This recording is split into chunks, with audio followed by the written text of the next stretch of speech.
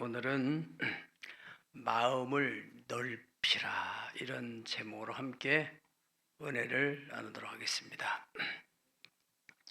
처음에 제가 40여 년 전 개척할 때는 신방을 가면은 대여섯 명이 함께 앉으면은 집이 너무너무 옹색해요. 대부분의 집들이 다 그랬어요. 물론 사택도 말할 것도 없고, 당시에 70년대, 80년대 건축붐이 일어나서 짓는 집들은 이제 빌라나 혹은 소규모로 4, 5층짜리 아파트 지면은 다 엘리베이터도 없고 그저 건축비를 적게 내려고 했는지 15평, 20평, 많이 커봐야 25평 정도 주택들이었어요. 그때를 생각하면 지금 여러분들은 궁궐 같은 집에 살고 있는 거예요. 어떻게 해서 그렇게 됐어요? 사람들이 본능 속에는 좁은 공간보다는 더 넓은 공간, 더 넓은 공간을 선호하기 때문에 또 업자들 또 그 소비자의 성향에 맞춰서 또 집도 이렇게 아름답게 넓게 짓다 보니까 이렇게 우리나라의 건축 문화가 굉장히 발달해서 좋은 저택에 살고 있어요, 여러분. 감사하세요. 좁은 공간은 마음이 답답해요. 그러나 넓은 공간에 가면 마음이 턱 트이고 편해요, 마음이. 이와 같이 사람의 마음도 좁은 마음을 가진 사람과 넓은 마음을 가진 사람인데, 마음이 좁은 사람하고 얘기하면은 답답해요. 오해가 많아요. 그런데 마음이 넓은 사람하고 얘기하게 되면은 조금 실수하더라도 다 용납하고 하기 때문에 마음이 편해요. 그렇지 않습니까? 그러면은 어떤 사람이 마음이 넓고 어떤 사람이 마음이 좁은가? 물론 나이가 적은 사람보다는 인생을 많이 산 사람들이 조금 마음이 여유가 있죠. 경제적으로 좀 여유가 있는 사람이 그렇지 못한 사람보다는 조금 더 마음에 여유가 있고 넓다고 볼 수 있어요. 배우지 못한 사람보다는 많이 배운 사람이 더 좀 이해심 있고, 사회적인 지위가 낮은 사람보다는 더 높은 사람들이 더 마음에 여유가 있어서 용납하고 이해하고 배려하고. 그런데 다 그렇지는 않다는 거예요. 그 반대로 나이가 적은 사람이 많이 든 사람보다 더 마음에 여유가 있어서 더 배려하고, 또 경제적으로 여유가 적은 사람이 많은 사람보다도 더 마음에 여유가 있어서 남을 배려하고 더 베풀고, 사회적인 지위도 마찬가지입니다. 그 마음은 우리가 어떤 학벌이나 또 인생의 경륜이나 또 경제적 여유나 이것과 비례하지 않는다는 거예요. 우리 교회 성도들도 몇 사람 읽은 걸로 알고 있는데, 딸아 땅에다 묻기도 아까운 딸아, 그런 책이 있어요. 최양자 원장님 성좌산 기도원이라고 하는 기도원이 저 전라남도에 있는데, 거기에 그 원장님이 쓴 게 아니고 이제 그 원장님이 살았는 이야기를 자서전을 이제 그 자녀가 구술을 해가지고 우리 교회에 부흥에 오셨던 강문호 목사님이 그것을 편집을 하신 분인데, 그 내용을 보면은 그 원장님은 원래 그 동생들이 한 7명 됐다고 그래요.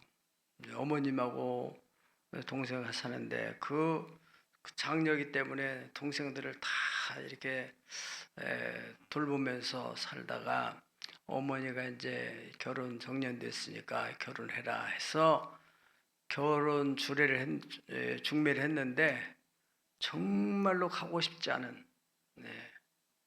그분들하고 이제 그분하고 박을주라고 하는 분하고 결혼을 하게 됐다고 그래요. 그런데 이분이 차 술을 얼마나 많이 먹는지, 술 중독에다가 거기다가 바람 많이 피지, 경제력도 없지, 가장으로서 책임감도 없지, 너무너무 힘들게 살았대요. 그런데 이분이 신앙을 가지고 있었기 때문에 정말 예수님의 마음을 가지고 흔들림 없이 잘 섬겼대요. 책을 보면은 어느 날은 그 남편이 바람 피는 여자를 집으로 데려와서 같이 자는데 자기는 옆방에서 같이 잠을 자는 거예요. 그 마음이 얼마나 괴롭겠어요. 그런데 그분은 그런 마음이 안 들더래요. 아침에 일어나고 난 뒤에 또 일찌감치 밥을 잘 따뜻한 국에다 끓여가지고 그 두 사람을 지극정성을 대접했대요. 저녁에 자느라 얼마나 힘들었냐고 그러면서 대접을 했다는 거예요. 그 책에 글이 나와 있어요. 그러니까 그 바람피로 들은 여자가 정말 황당해가지고 세상에 이 사람이 천사야 사람이야, 어떤 위선적인 게 아니고 사람이 본심을 느끼잖아요. 최양자 권사 원장님이란 분은 그렇게 많이 배운 사람도 아니고 많이 가진 사람도 아니고, 그런데 오직 한 가지, 예수님 마음이 영접하고 예수님의 마음으로 살아야 되겠다, 그런 마음을 가지고 환경을 탓하거나 사람을 탓하지 않고, 그래서 마침내는 그 자녀들 7자녀를 다 잘 양육해서 하나님 앞에 귀한 일꾼으로 쓰임받고, 그 남편도 마침내는 자기 부인을 부인이라고 못하고 원장님 그러면서 살다가 천국으로 갔다는 얘기입니다. 여러분, 이스라엘의 초대왕 사울 왕과 또 그의 사위격인 다윗은 그때 10대 후반 정도 되는 나이야. 사울은 30대 이상, 30대 중반이나 40대 안팎에 들어있는 그런 나이예요. 세상적인 경험도 많고 나이도 많고 또 풍채도 보통 사람보다도 어깨 위로, 직위도 왕과 아무 무명의 소년. 그런데 이 왕이 오해를 해가지고, 마음이 좁은 사람들이 오해를 너무 잘해요. 그래서 오해를 해가지고 저 다윗이 내 왕권을 뺏으려고 한다, 이런 누군가 얘기를 들었는지 오해를 해서, 그분은 왕으로서 집권하면서 40여 년 동안 특별하게 어떤 업적을 남긴 것이 없고, 그래서 다윗 하나 죽이려고 돌아다니다가 자기 집권 기간 동안에 별로 한 역 없이 그냥 전사해가지고 세상을 떠나게 됐다는 얘기입니다. 우리가 성경의 사무엘상 24장을 볼 것 같으면은 이 사울 왕이 특공대를 만들어 가지고 다윗을 추격하는 거예요. 그런데 추격하다가 급한 일이 생겨 가지고 화장실을 찾아보니까 자기 부하들도 있는데 들판에서 함께 화장실을 볼 수는 없고, 그래서 굴을 찾았는데 아주 음침한 굴이 있어서 홀로 이제 혼자 들어가서 깊이 들어 사람들 안 보이는 데서 왕으로 셋이 있잖아요. 그래서 거기서 일을 보는데 캄캄한데 그 안에 바로 다윗과 그 부하들이 거기 들어와 있는 거예요. 다윗이 조용히 살며시 가서 사울 왕의 옷자락을 피웠어요. 그리고 이제 사울 왕은 이를 보고 아무 일도 없는 것처럼, 물론 본인이 못 느꼈으니까 나갔죠. 굴 밖으로 나갔을 때 얼마만큼 거리가 떨어지니까 이 다윗이 옷자락을 붙들고 사울한테 외치는 겁니다. 오늘 여호와께서 굴에서 왕을 내 손에 넘기신 것을 왕이 아셨을 것입니다.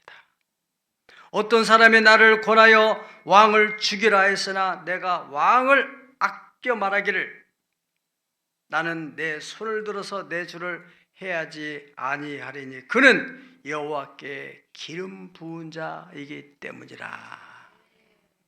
내 아버지여 보소서, 내 손에 왕의 옷자락을 보소서. 내가 왕을 죽이지 아니하고 겉옷자락만 벗은적 내 손에 악이나 죄가 없는 줄 오늘 아실지니라. 왕은 내 생명을 찾아 헤아려 했으나 나는 왕에게 범죄한 일이 없나이다. 그랬어요. 그러니까 사울 왕이 그 다윗을 보면서 24장 16절에서 17절을 다 같이 한번 보실까요? 시작. 다윗이 사울에게 이같이 말하기를 마침에 사울이 이르되 내 아들 다윗아 이것이 내 목소리냐 하고 소리를 높여 울며 다윗에게 이르되 나는 너를 학대하되 너는 나를 선대하니 너는 나보다 의롭도다. 아멘. 네, 얼마나 놀랐겠어요. 자, 저 옷자락가 펴는 순간에 칼로 그냥 옆구리를 찌르든지 목을 치면은 자기는 꼼짝없이 울 텐데, 울면서 내가 잘못했다 그렇게 하고 끝났으면 좋을 텐데, 그래도 또 다윗을 죽이려고 쫓아다니는 거예요. 두 번째는 이제 군대를 거느리고 또 다윗을 추격하는데, 어느 들판에 가서 너무너무 이제 지쳐가지고 들판에서 이제 호위병들이 다 진을 치고 있고, 그 가운데서 이제 잠을 자는 거예요. 사울 왕이 옆구리 옆에다가 창을 꽂아놓고 물병을 머리맡에 놓고 잠을 자는 것 정보를 다윗이 듣고, 다윗이 아비스라고 하는 참모총장하고 같이 이제 그 진으로 들어가는 거예요. 밤중에인데 다 피곤해가지고 다 지쳐 자는데, 다윗 들어가가지고 사울 왕의 창을 빼오고 또 머리맡에 있는 물병을 드는데, 그 아비새가 이거 하나님 주신 기회인데 명령만 내리면 당장 내가 뭘 치겠습니다. 그래도 다윗이 그렇게 하지 않아요. 하나님의 기름 부은 종을 그렇게 할 수는 없다. 조용히 나가자. 그래서 바로 나갔어요. 거기 다윗이 무슨 말을 어떻게 하냐면은 26장 11절에 보면 내가 손을 들어서 여호와의 기름 부은 자 치는 것을 여호와가 금하시나니 너는 머리에 든 창과 물병만 가지고 가자.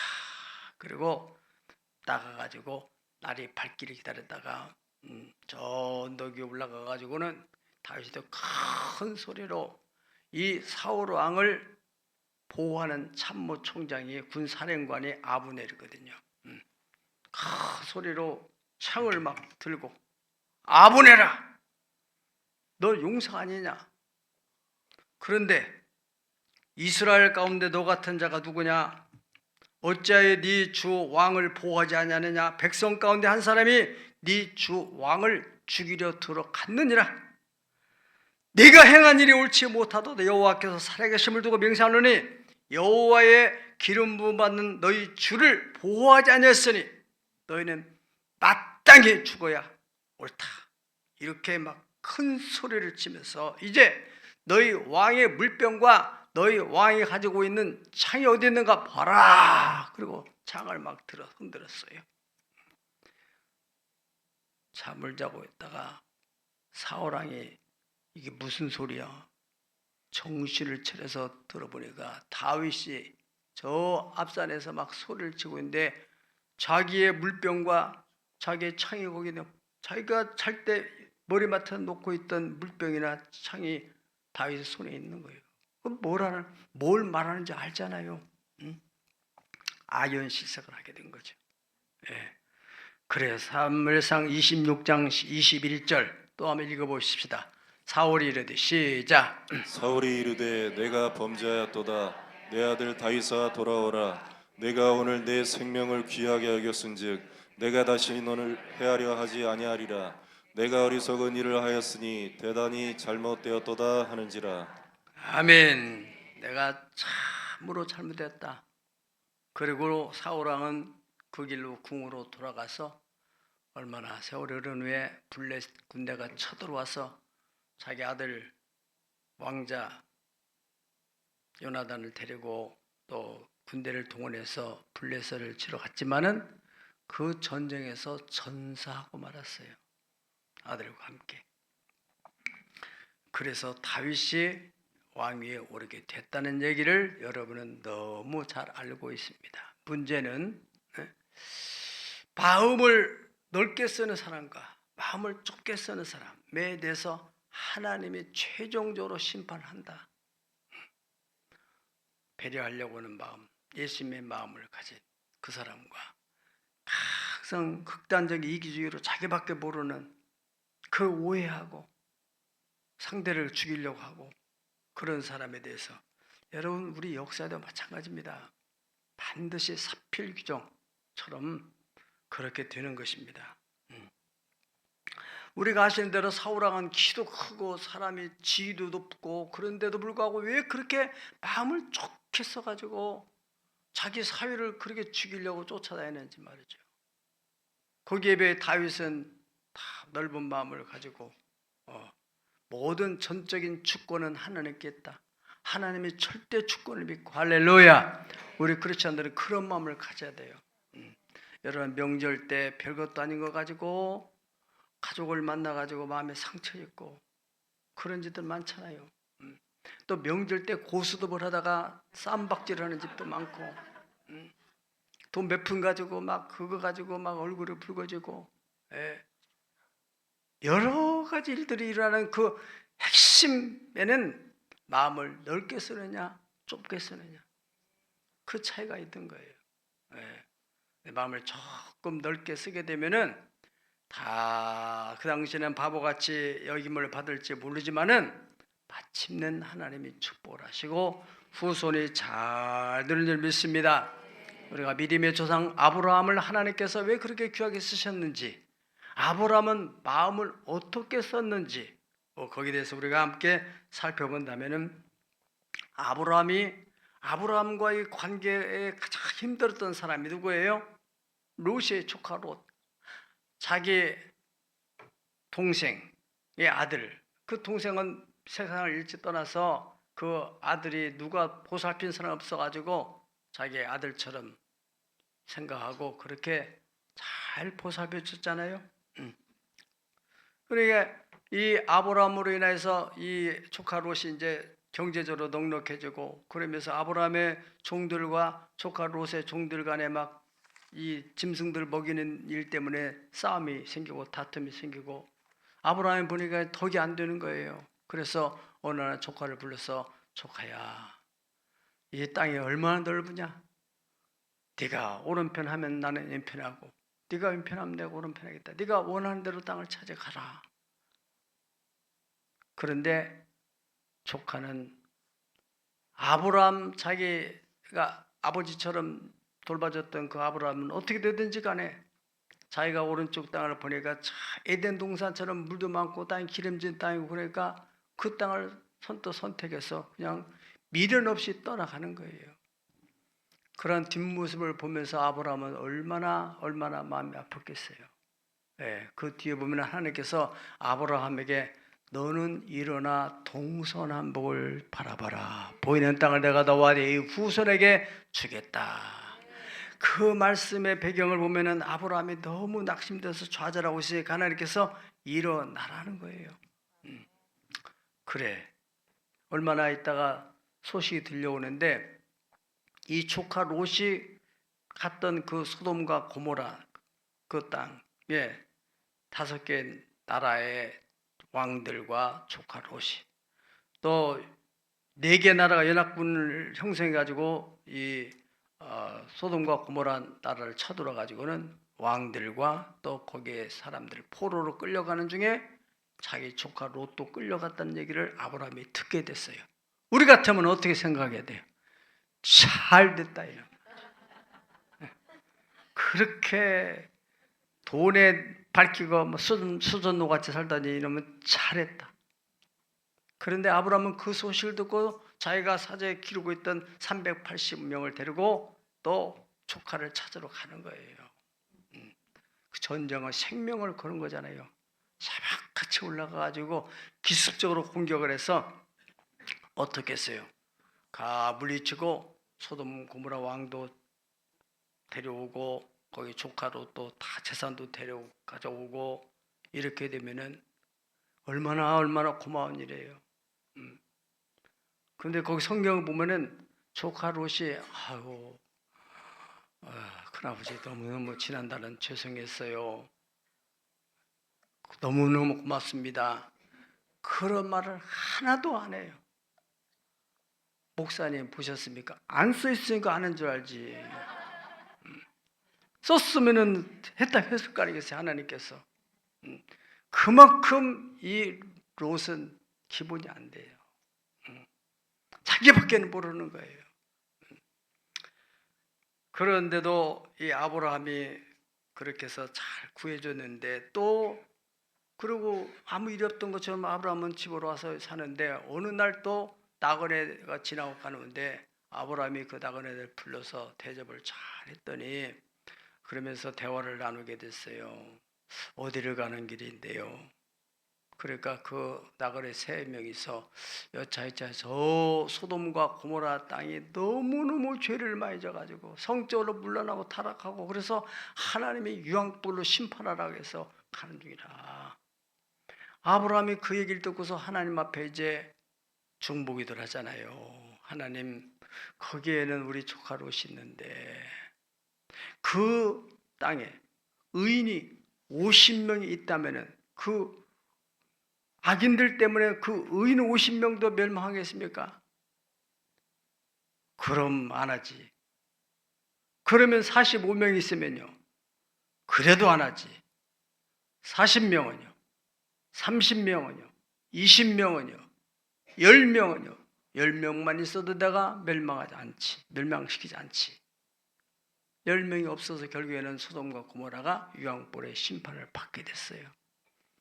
그런데 하나님께서 아브라함이 중보기도하는 그 애타는 그 중심을 하나님이 아시고 아브라함이 왜 50명, 40명, 30명 얘기했겠어요? 그 조카 롯이 거기 있기 때문에 그 마음을 받으시고 하나님께서 그 소돔과 고모라를 멸망시키는 가운데서 조카 롯을 건져내 주잖아요. 그 건져내 주는 가운데서 그 부인은 천사의 말을 의심을 해가지고 오다가 돌아서서 소금 기둥이 되고 사위 둘은 그 장인 어른의 진지한 말을 농담으로 생각하다가 거기서 있다가 그냥 같이 유황불에 멸망하고 이 멀쩡한 세상에 무슨 유황불이 떨어진다고 난리십니까 장인 어르신. 어? 여기 있다가 그냥 유황불의 심판을 받게 됐어요. 두 딸은 나와가지고 야 세상이 다 끝났다 이제 우리밖에 없으니 우리 다음 세대를 어떻게 이어가느냐 그래가지고 아버지 술을 먹여가지고 거기서 아기를 낳게 된데 모압과 암몬이 거기서 태어났어요. 모압과 암몬은 여러분이 아시는 대로 이스라엘을 가장 괴롭혔던 이방 족속인데 그 모압과 암몬은 족보가 손주도 아니고 자식도 아니고 이상한 족보가 태어난 거예요. 누구의 후손이에요? 롯의 후손이에요. 그렇게 자기밖에 모르는 은혜에 대한 감사나 고마움, 마음도 없이 살아가는 그 롯은 결국에는 그렇게 멸망을 당하게 됐다. 그런 얘기를 우리 하나님께서 우리를 통해서 교훈하고 있는 것입니다. 여러분, 그 후에 아브라함이 이삭을 낳고 이삭이 야곱을 낳고 또 12형제 속에서 거기서 70명이 되고 그 가운데 요셉이 태어나고 그래서 아브라함은 신앙의 명문가를 이루게 되고 그 후손 가운데서 예수님이 42대 만에 태어나게 되는 것입니다. 놀라운 복을 받게 됐어요.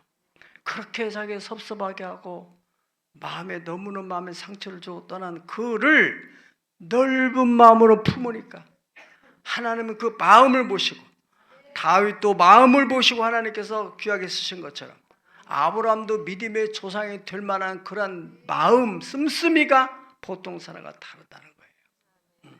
하나님은 이 말씀들 중에서 오늘 우리들에게 뭐를 가르쳐 주느냐? 너가 어리다고 없다고 나는 지금 뭐 사회적인 지위 낮다고 그건 핑계고 예수님처럼 마음을 조금만 넓게 써라. 왜 시험이 듭니까? 자기밖에 모르고 너무 좁게 생각하기 때문에 시험 드는 거예요. 요즘 세상에는 마음을 넓게 쓰는 사람이 어리석은 사람으로 취급하기 때문에 그렇게 손해 안 보려고 얼마나 사람들이 예민하게 생각하고 또 사람과의 관계를 그렇게 합니까? 그러나 마음을 넓게 쓰는 사람. 오늘 성경에도 하나님께서 내가 자녀에게 말하다노니 보답하는 마음으로 너희도 마음을 좀 넓혀라. 나는 마음을 못 높입니다. 원래 타고나기를 그렇게 했는데 어떻게 합니까? 그거는 성경이 아닙니다. 성경은 변화된다는 거예요. 그걸 성화라고 합니다. 내가 어렸을 적에는 말하는 거 어려놨고 생각하는 거 어려놨고 깨닫는 거 어려놨다가 내가 신앙이 정상으로 있는 어린아이를 다 버렸느니라. 내 중심 나밖에 모르고 부부간에도 내 입장만 생각하고 그러니까 부부 갈등 생각하고 자녀와 부모 관계도 마찬가지입니다. 모든 싸움에 그러는 그 마음 씀씀이에서 시작되는 것이 아니겠어요? 경제적인 문제도 마찬가지입니다. 조금만 내가 손해보면 별 문제 아닌데 그것 때문에 문제가 생기는 거잖아요. 마음이 좁게 쓴 사람들은 오해를 쉽게 해요. 그리고 또 자기중심적으로 생각하기 때문에 상대를 이해하려고 하는 그 마음이 여유가 없어요. 힘들죠. 본인도 힘들죠. 더 나아가서는 마귀가 그런 사람들을 시험을 해가지고 시험에 쉽게 빠지게 된다는 것입니다. 고린도 교회가 바로 그런 교회였다고 해요. 고린도 교회는 경제적으로 그 교회가 어려운 교회가 아닙니다. 당시에 항구 도시에 있던 교회이기 때문에 경제적으로 넉넉한 교회였어요. 또 기도도 많이 하고 은사도 많고 그런 교회인데 헌금을 하는 것보다 너무너무 인색하게 하고 그래서 고린도서 8장 9절에 보면 헌금에 대해서 특별히 고린도 교회에 대해서 얘기를 하는 거예요. 마게도냐 교회들의 경우 환난의 많은 시련 가운데서도 넘치는 기쁨과 극한 가난이 그들로 풍성한 연보를 넘치도록 했다. 고린도서 8장 1절 2절입니다. 그들이 힘들었을 뿐 아니라 힘에 지나도록 자원하여서 하나님께 헌금을 드렸다. 왜요? 마게도냐 교인들은 마음이 넓어서. 요즘으로 말 같으면 유럽입니다. 유럽. 그 당시에는 지금 어렸었던 것 같아요. 그런데 오늘날 유럽 교회가 얼마나 많이 그 후에 하나님의 축복을 받았어요. 눈물로 씨를 뿌렸더니 기쁨으로 거두게 됐다는 것입니다. 고린도서 9장 10절에서 11절에 보면 하나님께서 고린도 교회들을 향해서 말하는 것입니다. 심는 자에게는 씨와 먹을 양식을 주시니가 너희 심을 것을 주사 풍성하게 하시고 너희의 의의 열매를 거두게 하시리니 너희가 모든 일에 넉넉하여 헌금을 어떻게 해요? 너그럽게 연보하면 그들로 우리로 말미암아 하나님께 감사하게 하는 것이다. 할렐루야. 하나님은 심는 자에게는 씨와 먹을 양식을 주시는 분이기 때문에 좀 힘들어도 심기만 하면 반드시 거둔다. 그것을 고린도 교회들에게 말씀하고 있는 것입니다. 오늘 말씀의 결론은 이 고린도 교인들한테 오늘 11절 그러잖아요. 고린도인들이여 너희를 향하여 우리의 입이 열리고 우리의 마음이 넓어졌다. 너희들의 모든 것은 모든 것들을 우리가 용납하고 받아들일 만한 마음이 있다. 그런데 12절 읽어봅시다. 시작. 너희가 우리 안에 좁아진 것이 아니라 오직 너희 심정에서 좁아진 것이니라. 우리가 너희를 무시하고 너희를 오해하고 있는 것이 아니고 너희가 우리 안에서 너희 마음 스스로가 좁아진 것이다. 그래서 오해를 하고 있는 것이다. 그렇게 말하고 있는 것입니다. 그래서 여러분 마음이 넓은 사람들은 9절에서부터 10절까지 무명한 자 같으나 유명한 자고 또 사람들에게 무시당하는 사람이지만은 절대로 열등감을 가지고 위축을 당하지 않는다는 거예요. 그 마음이 넓으면 그 마음이 하나님께 향해 있기 때문에 그래 사람들은 오해할 권리가 있다. 그러나 나는 그 오해에 내가 휩쓸릴 이유가 없다. 지금은 내가 사람들이 오해를 하고 무시를 하고 멸시할지 모르지만은 반드시 때가 되면 하나님 나를 세우실 것이다. 우리 가정을 세우실 것이다.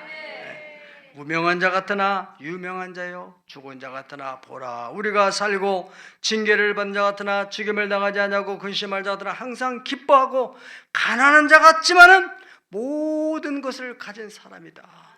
할렐루야. 이게 참된 그리스도인의 마음이라는 것입니다. 고린도서 전체를 보게 되면은 고린도인들은 뭐가요? 마음이 너무 좁아요. 그것은 주님의 사랑이 결핍됐기 때문에. 그래서 고린도전서 13장에서 그렇게 말하고 있는 거예요. 네. 뭐라고요? 사랑이라는 것은 오래 참는 것이고 온유하는 것이고 투기하지 않냐고 자랑하지도 않냐고 교만하지도 않고 무례하게 행하지도 않고 자기의 유익을 구하지도 않냐고 모든 것을 같이 하자. 모든 것을 참으며 모든 것을 믿으며 모든 것을 바라며 모든 것을 견디느니라. 아멘. 우리가 이 명절을 맞이해서 그리고 더 나가서 우리 올 한 해를 살아가는 데 있어서 우리가 접하고 있는 사람, 또 셀 안에서나 교구 안에서나 또 선교회 안에서나 또 세상에서 비즈니스 파트너나 뭐 직장에서나 조금만 마음을 좀 넓게 써보자. 따라하시다. 주여, 마음을 조금만 넓힐 수 있도록 도와주세요. 자기가 마음먹게 달렸잖아요. 조금 손해보겠다. 조금 내가 참겠다. 저 사람이 오해하고 있었다가 때까지 기다리고 참고. 하나님이 살아계시잖아요. 아멘. 그렇기 때문에 공의의 하나님은 반드시 그 진실, 정직한 것을 드러내고 마음이 넓게 용납하고 이해하고 사랑으로 품고 그것을 하나님은 절대로 외면하지 않습니다.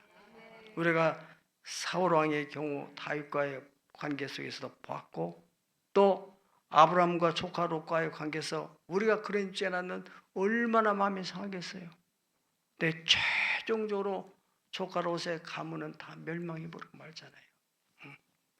어떻게 그 마음이 그렇게 씁니까? 그 은혜에 대해서 고마운 마음도 없고.